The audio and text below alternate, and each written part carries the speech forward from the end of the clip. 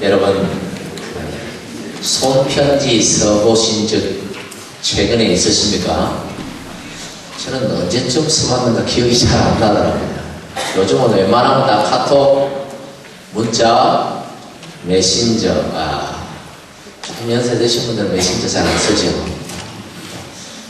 저도 안 쓰려고 하는데 자꾸 오는데 이걸 어떻게 할 방법이 없어서 쓰긴 씁니다만 이런 걸로 아주 요즘은 할 말을 간단하게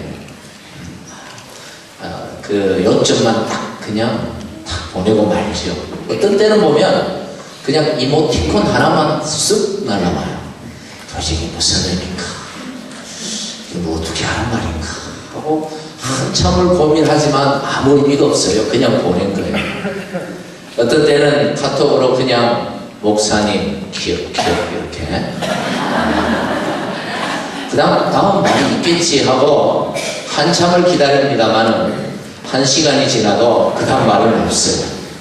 이걸 답을 해야 되겠지 하고 왜요 하고 딱 보내면 1도 안 해요. 관심이 그냥 보내놓고 1도 안 해요. 그리고 한 2시간쯤 있다가 시간 됐어요 하고 딱 날라와요. 시간이 되니까 제가 보낸 거겠죠. 시간 됐어요 하고 또 한참을 그러다가 저도 이제 얘기하죠. 예, 시간 됩니다. 그러면 조금 있다가 저 드릴 말씀이 있었어. 그리고 또 대답이 없어요. 요즘 대화는 좀 이런 식이에요. 카톡. 특히 젊은 분들은 그냥 쭉 할 말 쭉 그냥 목사님 어쩌고저쩌고 쭉 적으면 저도 쭉 적어 드릴 텐데 그냥 한마디 던져놓고 그러니까 이 본론까지 들어가는 게 아침에 목사님 하면 본론이 한 오후 늦게 퇴근할 때쯤 돼야 본론이 들어와요. 요즘 참 길어요. 이런 거 보면. 이메일만 써도 양반입니다. 그렇죠? 손편지는 기대도 안 해요. 요즘은. 그러나 그렇다 하더라도 뭔가 중요한 얘기를 할 때는 이 카톡이나 문자로 보낼 수가 없죠. 이메일이나 좀 긴 문장을 써야 돼요. 또는 편지를 보내든지 내용이 길 수밖에 없는 중요할 수밖에 없는 내용들은 길게 되어 있습니다. 왜? 짧으면 짧을수록 오해가 생기기 때문이죠. 그래서 구구절절 오해하지 않도록 또 이 말을 곡해하지 않도록 말을 길게 늘어쓰고 그 다음에 마지막으로 꼭 당부하고 싶은 말 내용과는 좀 본론과는 조금 동떨어질 수도 있지만 그래도 꼭 하고 싶은 말을 마지막에 정리해서 딱 다는 것이죠. 오늘 본문 내용이 바로 이런 의미를 가지고 있습니다. 사도 바울이 고린도 교회에 2번째 편지를 쓰면서 자기가 하고 싶은 얘기 다 했습니다. 자기의 사도권에 대해서 자기를 대적하는 사람들에 대한 경고 메시지를 날리고 또 그 교회의 어떤 문제들에 대한 어떤 자기 나름대로의 견해들을 달아주고 또 거짓 교사들의 그 어리석은 자랑에 대한 문제들을 지적함과 동시에 또 예루살렘 교회에 대한 구제 헌금을 요청하는 그런 할 얘기들을 다 했어요. 그리고 마지막에 와서 이제 결론에 와가지고 마지막으로 꼭 이런 주제와는 다르게 그 교회 성도들에게 진짜로 꼭 하고 싶은 얘기를 오늘 11절에서 하고 있는 것입니다. 그래서 고린도 이 후서의 어떤 편지의 내용과는 좀 다른 그러나 그 교인들에게 꼭 해주고 싶은 이야기 그들의 신앙에 있어서 정말 중요한 문제를 딱 이렇게 짧게 쓰고 있는 것이죠. 그런데 이 말씀은 11절 서두에 마지막으로 말하노니 이 말씀은 바울이 마지막으로 꼭 너희 교인들이 성도들이 꼭 이렇게 좀 살았으면 좋겠다 하는 원론적이고도 우리 신앙에 매우 중요한 문제를 다루고 있는 것이죠. 예수께서 오늘 바울을 통하여 오늘 저와 여러분에게도 신앙생활에 매우 중요한 문제를 오늘 이 말씀을 통하여 가르치고 계신다는 사실을 여러분 믿으시기를 바랍니다. 할렐루야. 11절 짧은 이 한 절의 말씀이지만 이 말씀이 그리스도인의 그 삶의 태도, 그리스도인의 그 신앙적인 삶의 자세를 가르쳐주는 매우 중요한 말씀이라고 저는 믿어요. 우리가 그리스도인으로서 어떻게 살아가야 합니까? 예수께서 오늘 그리스도인인 저와 여러분에게 어떻게 살라고 말씀하십니까? 오늘 이 11절 말씀을 통해서 함께 은혜를 받고자 합니다. 첫째로 한번 따라하겠습니다. 기뻐하라. 11절 말씀이 띄워주세요. 11절 말씀이 그렇죠. 기뻐하라. 마지막으로 말하는 우리 형제들아 기뻐하라. 그리스도인은 항상 기뻐하며 살아야 한다는 말씀이죠. 사도 바울은 그의 서신서에서 종종 이 기뻐하라는 표현을 자주 썼습니다. 빌립보서 2장 18절에 이와 같이 너희도 기뻐하고 나와 함께 기뻐하라. 빌립보 4장 4절에 주 안에서 항상 기뻐하라. 내가 다시 말하노니 기뻐하라. 유명한 말씀이죠. 데살로니가전서 5장 16절 항상 기뻐하라. 빌립보 3장 1절에 나의 형제들아 주 안에서 기뻐하라. 그런데요, 이 기뻐하라는 표현을 자주 바울이 쓰고 있는데 그가 이 빌립보서에서 가장 기뻐하라는 표현을 많이 써요. 근데 빌립보서를 기록할 당시에 빌립보 교회에 보내는 이 편지를 기록할 당시에 그가 어떤 위치에 처해 있었냐면 그는 복음 전하다가 감옥에 갇혀 있는 상황입니다. 그러니까 인간적으로 생각할 때 기뻐할 수 없는 상황에서 기뻐하라고 본인도 기뻐하니까 나와 같이 기뻐하라고 그렇게 권면하고 있는 것이죠. 사실 우리의 형편을 생각해보면 별로 기뻐할 그런 형편이 아닙니다. 돌았으면 저에게 걱정할 만한 소식들이 들려옵니다. 어떤 분이 암에 걸렸답니다. 어떤 분이 취업을 잃었답니다. 어떤 분이 비자를 리젝을 당했답니다. 어떤 분은 이런 문제로 아파하고 있답니다. 어떤 분은 저런 문제로 고통을 당하고 있다는 소식들을 한 주 사이에도 많은 소식들을 듣습니다. 이런저런 소식을 접할 때 목사가 기뻐하자고 기뻐하겠습니까? 걱정이 앞서죠. 염려가 되죠. 기도는 하지만 기뻐할 수 있는 그런 상황은 아닙니다. 고린도 교회 역시 기뻐할 수 있는 그런 상황이 아니었습니다. 그런데도 우리가 이런 상황 속에서도 기뻐해야 하는 것은 기뻐하는 그 행위가 우리가 기뻐하는 그 행위가 바로 하나님께 대한 믿음의 행위라는 것입니다. 하나님 내가 기뻐합니다. 이 말이 무슨 뜻입니까? 하나님 내가 당신을 믿습니다. 내가 지금 이런 상황인데 하나님 내가 기뻐하겠습니다. 내 기뻐합니다. 하나님 보시죠. 저 기뻐합니다. 이 말은 하나님 저 보시죠. 제가 하나님을 믿습니다.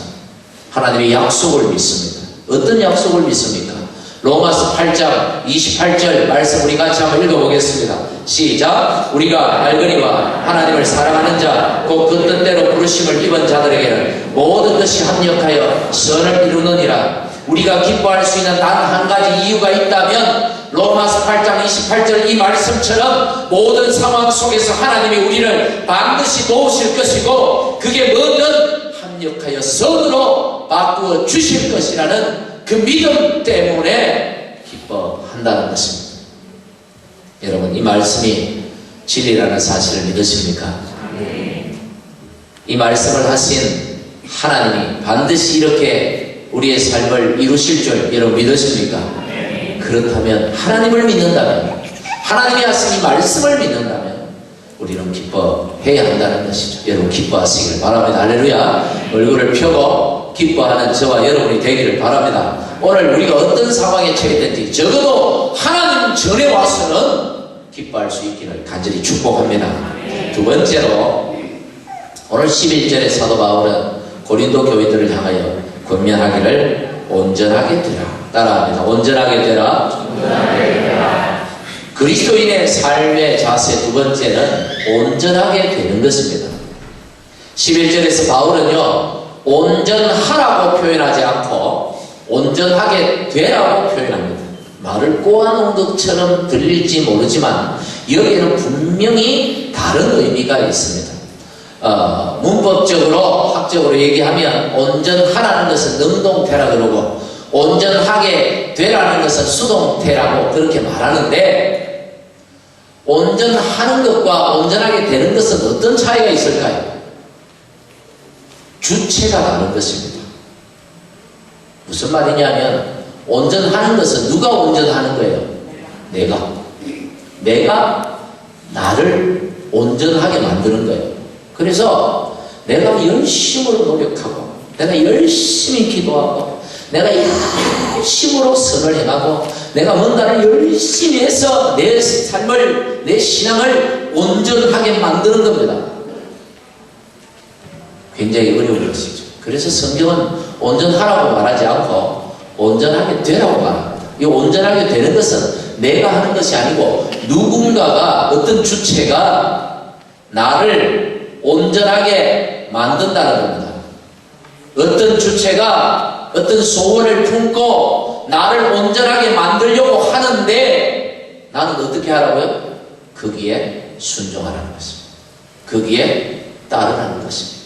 그 인도하심을 따라 살아가는 거죠. 그러니까 온전하라는 명령과 온전하게 되라는 명령은 많은 차이가 있어요. 온전하게 되라는 말은 다른 말로 바꾸면 하나님께 순종하라, 하나님의 뜻에 따르라, 하나님 말씀 앞에 복종하라, 이런 말씀인 것이죠. 여러분, 당시 고린도 교인들은 상당한 문제를 가지고 있었습니다. 인격적으로도 문제가 있었어요. 보니까 신앙적으로도 미성숙한 삶을 살았습니다. 그러다 보니 교회 안에는 당연히 시끄러울 수밖에 없고 세상 사람들이 교회를 향해서 손가락질을 하는 것이죠.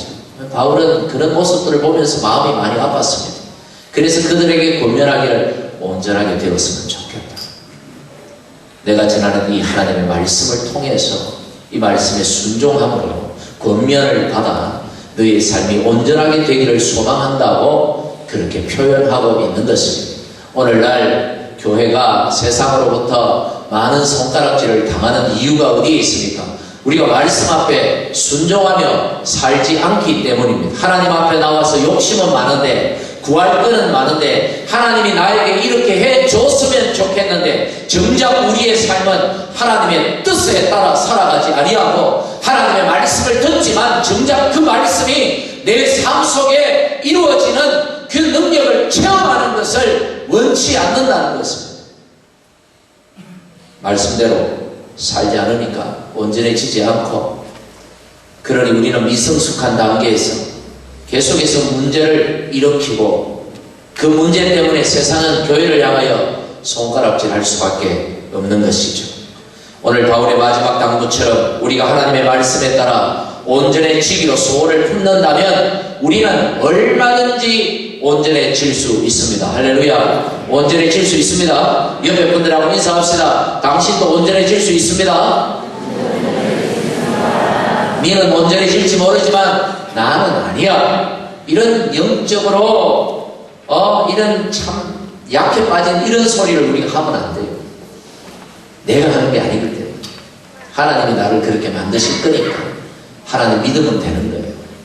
하나님 믿고 적어도 하나님이 나를 온전하게 만드시는 그 말씀을 내가 따르기로 작정하면 하나님은 우리를 그렇게 만들어 가실 것입니다. 하나님의 말씀은 능력이 있다고 그랬어요. 이 히브리서 4장 12절에 우리 히브리서 4장 12절 우리 같이 읽습니다. 시작. 하나님의 말씀은 살아있고 활력이 있어 좌우에 달서 어떤 것보다도 예리하여 혼과 영과 및 관절과 골수를 찔러 쪼개기까지 하며 또 마음의 생각과 뜻을 판단한다 그랬어요. 하나님의 말씀은 살아있다. 옛날 버전은 운동력이 있다 그랬어요. 활력이 있다. 능력이 있다. 지금 또 활활 타오르고 있다. 얼마든지 우리 가정을 바꿀 수 있고, 얼마든지 내 신앙을 바꿀 수 있고, 내 인격을 바꿀 수 있고, 내 삶을 바꿀 수 있고, 우리 교회를 얼마든지 바꿀 수 있고, 이 썩어 빠진 세상을 얼마든지 바꿀 수 있다. 뭐가? 하나님의 말씀은 이런 뜻입니다. 우리가 왜 말씀 운동을 하고 있습니까?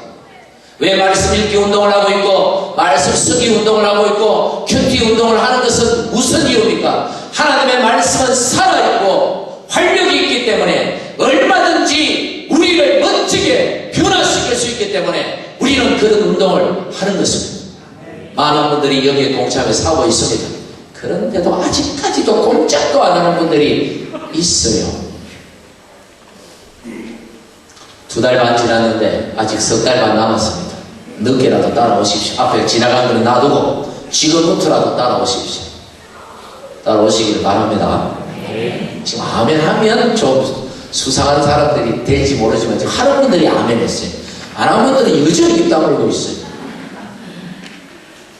여러분, 지금이라도 참여하십시오. 여러분을 위하여, 교회를 위하여 아니라 여러분을 위하여, 여러분의 가정을 위하여, 여러분의 자녀를 위하여. 여러분이 변하면 여러분의 자녀가 얼마나 기뻐할까요? 그렇지 않을까요? 엄마가 변하면, 아빠가 변하면 우리 애들이 얼마나 기뻐할까? 뭐 그런 소망이 안 생깁니까? 아이들에게 맛있는 거 사주고 뭐 용돈 주고 그러면 기뻐할 것 같습니다. 정말 기뻐하는 것은 부모가 변하는 것입니다.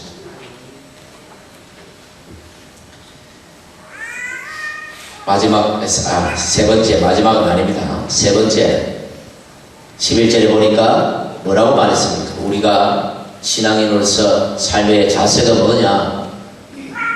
위로를 받으며, 따라합니다. 위로를 받으라. 밑도 끝도 없이 위로를 받으래요. 뭔 위로를 받으라는 건지, 어떻게 위로를 받으라는 건지 밑도 끝도 없어요. 그냥 위로를 받으며 그랬어요. 왜 이렇게 간단하게 썼느냐면 이미 그의 편지에서 그가 기록했던 그 성경들에서 많은 얘기를 했기 때문에 지금 간단하게 정리를 하고 있는 것입니다. 그것을 미루어 짐작해보건대 이것은 2가지 의미를 가지고 있어요. 첫째는 이제 바울이 13장 서두에 말하고 있는 것처럼 그가 바울이 이 고린도 교회를 다시 방문할 계획을 가지고 있습니다.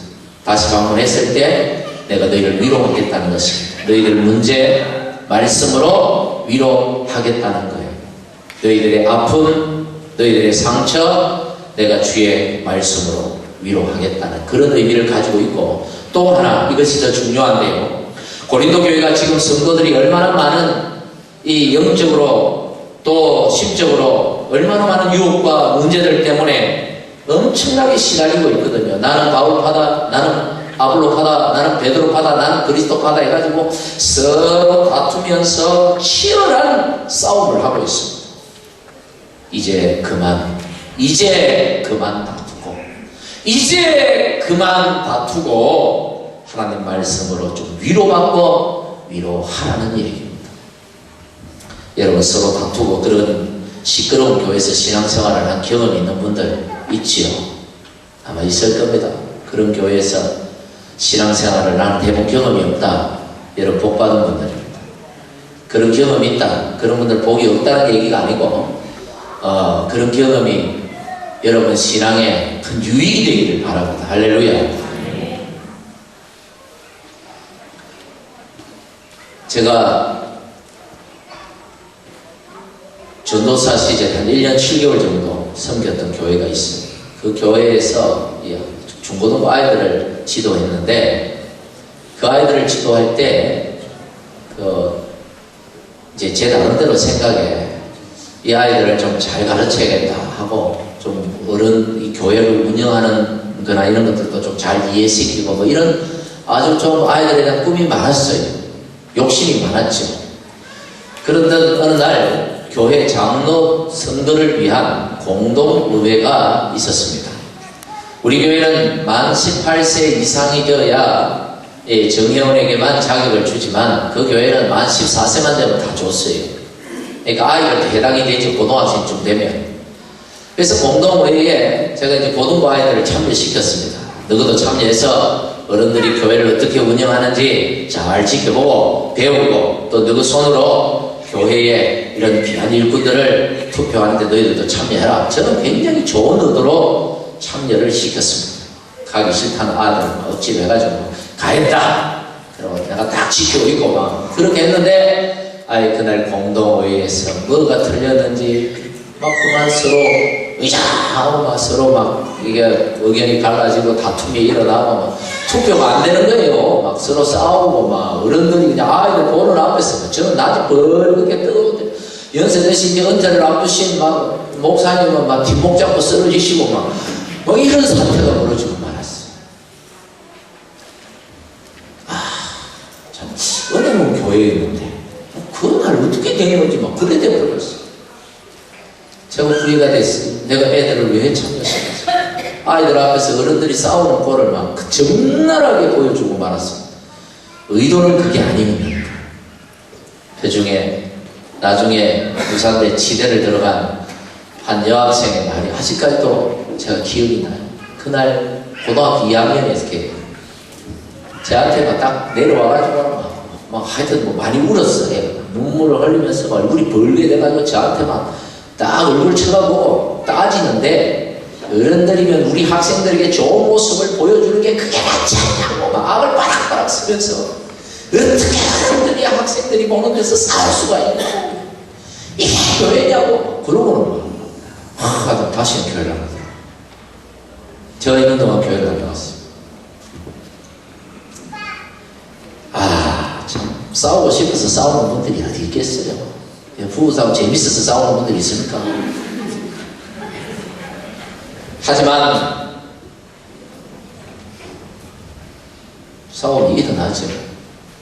그러기 싫은데 여러분 교회 문제들 때문에 서로 싸워보세요. 은혜는 저 멀리 있더라고.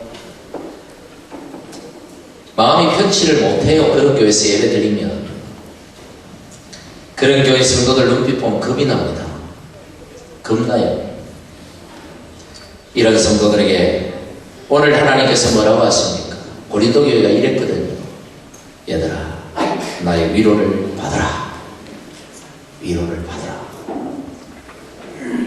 그런 경험들이 있으신 분들 오늘 주의 위로를 받으시기를 간절히 축복합니다. 지친 영혼, 내 피곤한 마음 주님의 위로를 받으면 살아요. 힘이 납니다. 마태복음 11장 28절에서 30절에 예수님은 말씀하시기를 이런 사람들에게 수고하고 무거운 짐진 자들아 다 내게로 오라. 내가 너희를 쉬게 하리라. 내가 너희를 위로하겠다. 주님의 위로를 받아야 돼. 이런 상처가 있고 아직까지 해결되지 못한 분들, 이런 교회의 아픔을 가지고 계신 분들, 예전에 그런 기억들이 아직까지 떠나지 않은 채 새로운 시작을 했음에도 불구하고 여전히 내 마음을 힘들게 하는 부분들이 있다면 오늘 주님의 위로를 받으시기를 바랍니다. 할렐루야. 마지막으로 11절에 마음을 같이하여 평안할지어다. 네 번째로 우리가 가져야 할 그리스도인의 삶의 자세가 뭐냐 하면 마음을 같이 해서 평안을 나누는 것입니다. 이 말씀은 바울이 고린도 교회의 일치를 부탁하는 그런 권면의 말씀이에요. 앞에서 말씀드렸던 것처럼 누구는 바울파다, 누구는 베드로파다, 누구는 아볼로파다, 누구는 그리스도파다. 그리스도를 따른다 해서 그리스도파가 아니라 나는 이 파도 저 파도 아니다는 뜻이 아니고 우리는 하나님의 가족이다. 우리는 하나님의 형제요 자매다. 우리는 한 가족이다. 마음을 같이 해서 하나님이 주시는 평안을 받으라. 이것이 바로 이 마지막 말씀입니다. 싸우지 말고 다투지 말고 마음으로 진심으로 하나 되라는 뜻이죠. 11절을 가만히 보면요, 여러분, 마음을 같이 하는 것과 평안한 것이 나란히 기록이 되어 있습니다. 마음을 같이 하는 것은 곧 평안해지는 것입니다. 할렐루야. 마음으로 하나 되지 못하면 그 어떤 평안도 누릴 수 없다는 것입니다. 우리가 서로 마음으로 다투고 시기하고 질투와 미움을 가지고 있으면요, 마음이 평안해질 수가 없습니다. 아무리 평안해지려고 노력해 보십시오. 평안해지지 않습니다. 우리가 누군가를 정말 미워하는데 마음이 너무 평안하다. 내 마음이 막 천국이 만 것 같다.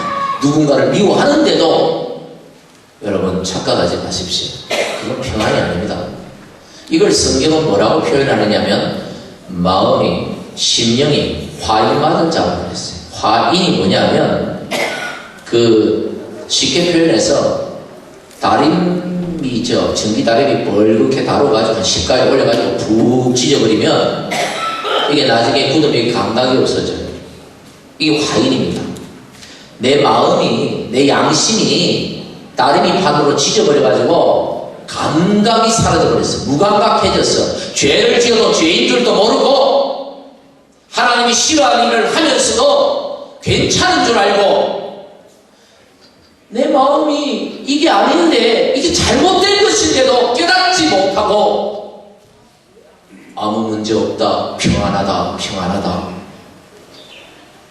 그렇게 하는 이 평안은 참 평안이 아니라는 거예요. 이건 가짜입니다. 내 마음에 누군가를 향한 질투와 시기심이 가득한데 정말 내 마음이 평안하다, 화인맞은 자입니다. 영적으로 심각한 상태에 놓인 성도입니다. 우리가 마음으로 온전히 하나 될 때 그때서야 비로소 평안이 임하는 것입니다. 여러분, 남북한이 통일되어야 우리나라 대한민국이 평화로운 나라가 되지 않겠습니까? 통일되기 전까지는 절대로 평안은 임할 수가 없는 것입니다. 이 원리와 똑같은 것이죠. 예수님이 탄생하실 때 그때 한밤중에 목자들에게 천사들이 나타나서 불렀던 그 노래, 어떤 노래입니까? 누가복음 2장 14절 우리 같이 볼까요? 시작. 지극히 높은 곳에서는 하나님께 영광이요 땅에서는 하나님이 기뻐하신 사람들 중에 평화다. 왜 예수님의 탄생이 이 땅에 있는 사람들에게 평화가 되느냐? 이유가 뭐냐? 예수님이 오신 목적이 하나님과 우리 인간이 죄인이 왼수가 되었는데 예수께서 오셔서 그 죄의 문제를 해결하심으로 우리와 하나님이 가족이 되는 거예요. 하나님은 아버지가 되고 우리는 그분의 자녀가 되고 할렐루야. 그래서 평안이 임하는 것입니다. 그게 평화예요. 그래서 예수님은 평화의 왕으로 오신 것입니다. 하나 되는 곳에 평안이 임하고 평화가 찾아오죠. 맨날 싸우는 부부가 하나 되면요, 화목하면요, 손잡으면요, 가정에 평화가 찾아옵니다. 그렇죠? 자녀들의 마음에 뭐가 찾아오는지 압니까? 평안이 찾아옵니다. 그때 찾아옵니다. 집안에 싸움이 그치지 않으면 자녀들의 마음에는 절대로 평안이 찾아오지 않습니다. 착각하지 마십시오. 내가 잘해주니까, 내가 네한테 얼마나 고생해도 네를 위해서 내가 얼마나 희생했는데 싸우지 않는 게 제일 잘해주는 겁니다. 아무리 좋은 것 갖다 줘도 여러분, 부부가 화목한 것이 자녀들에게 가장 큰 선물이라는 사실을 여러분 믿으시기를 바랍니다. 믿지만 말고 행하시기를 바랍니다. 교회가요, 서로 다툼을 거치고 말씀 안에 하나 될 때 그때 하나님의 평안, 하나님의 평안이 임하는 것입니다. 교회 와서 예배 아무리 드려도 싸움이 있고 다툼이 있는 곳에는 평안이 임하지 않습니다. 1층에서 예배드리고 2층에서 예배드리고 한 교회가 둘로 나누어져 가지고 그러면서 하나님 앞에 아무리 부르짖어 기도하고 아무리 큰 소리로 찬양하고 아무리 좋은 말씀, 세상에 불도 없는 말씀을 듣는다 할지라도 거기에는 평화가 없어요.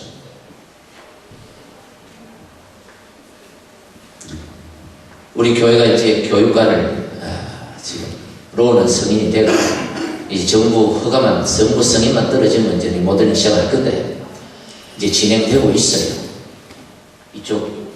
이쪽에, 네, 저쪽에 바로 옆에 여기 한 조금만 걸어가면 있어요. 교육과는 이제 우리가 필요하며 우리 애들이 많아요. 지금 동시에 예배가 주일학교 유초등부 예배가 여기서 드리고 있고, 그다음에 우리서 영하고 유하고 예배가 동시에 지금 드려지고 있어요. 하이스쿨은 여기 오도 못하고 지금 저기 캐닝턴 비전센터에서 드리고 거기서 지금 모임하고 있어요. 이렇게 뿔뿔이 흩어져서 하다 보니까 좁은데 아이들 위험하기도 하고 마음이 그래요. 그래서 여러분들이 힘을 쓰셔서 지금 교육관이 이제 진행이 되고 있습니다. 얼마나 감사한지 몰라요.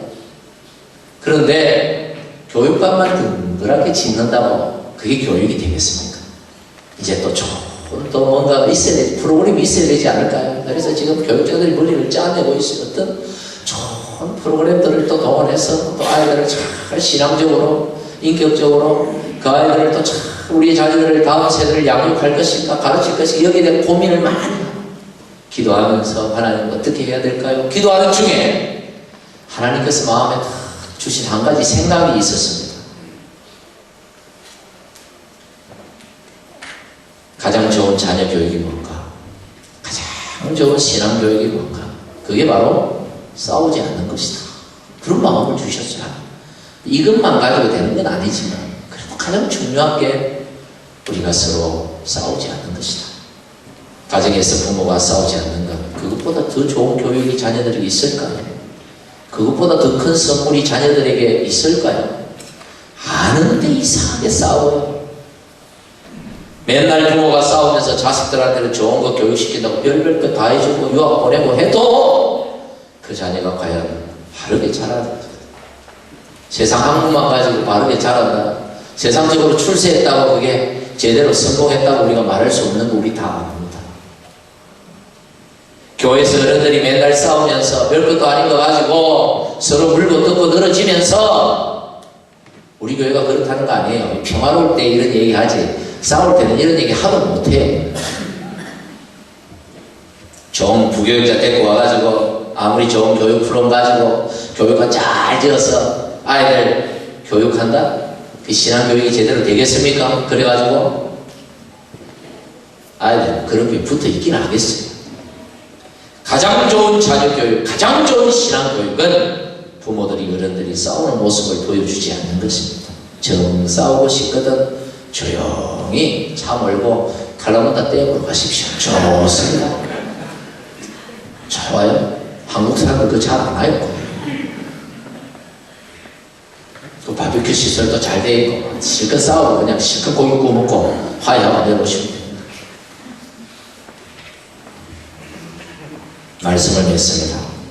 여러분, 오늘 바울이 고린도 교회를 향하여 주신 이 마지막 결론과 같은 말씀, 오늘 이것이 우리 주께서 저와 여러분이 우리 교회를 향한 말씀인 줄 믿으시기를 간절히 바랍니다. 여러분, 우리가 어떤 신앙생활을 해야 될까? 그리스도인으로서의 기본 자세가 무엇인가? 첫째는 기뻐하는 것입니다. 어떤 상황 속에서 이게 믿음이에요. 두 번째는 온전하게 되는 것입니다. 하나님께 순종하는 거예요. 세 번째는 주의 위로를 받고 위로하는 것입니다. 서로를 위로하는 것. 마지막 네 번째는 하나 되는 겁니다. 그래서 주의 평강을 누리고 나누는 것입니다. 오늘 우리 공동체 안에, 우리 가정에 이런 멋진 신앙의 삶이 형성되기를 주님의 이름으로 간절히 축복합니다.